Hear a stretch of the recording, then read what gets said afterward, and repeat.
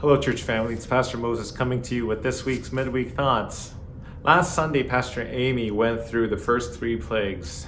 The plague where the water turned into blood, the Nile River turning into blood.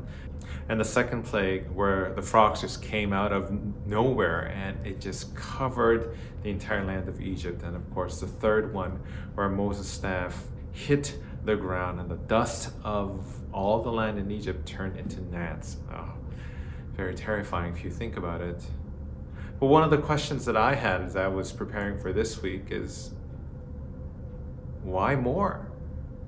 Why the fourth plague? Why the fifth plague? Why the sixth plague?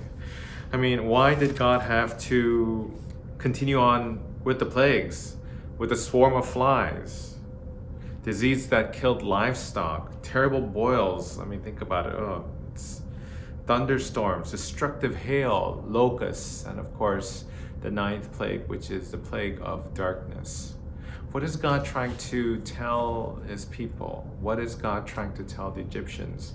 Now we know that in the first three plagues, one of the things that God was trying to show all the people was that I am God. You may have a God of fertility. You may have the God happy. You may have the God of the frogs, which is a kind of like a midwife who delivered babies. But do these all have that kind of meaning behind it? Is there an Egyptian god of locusts? Is there an Egyptian god of hail? Is there an Egyptian god so that God wanted to prove himself that he is also a God for you to consider? Was he trying to tell the people that he is a God where the finger of God did all of these things? Or was there something else that is in there in these 10 plagues that we are missing? And that's what I want to talk about this Sunday. Is there something that we missed?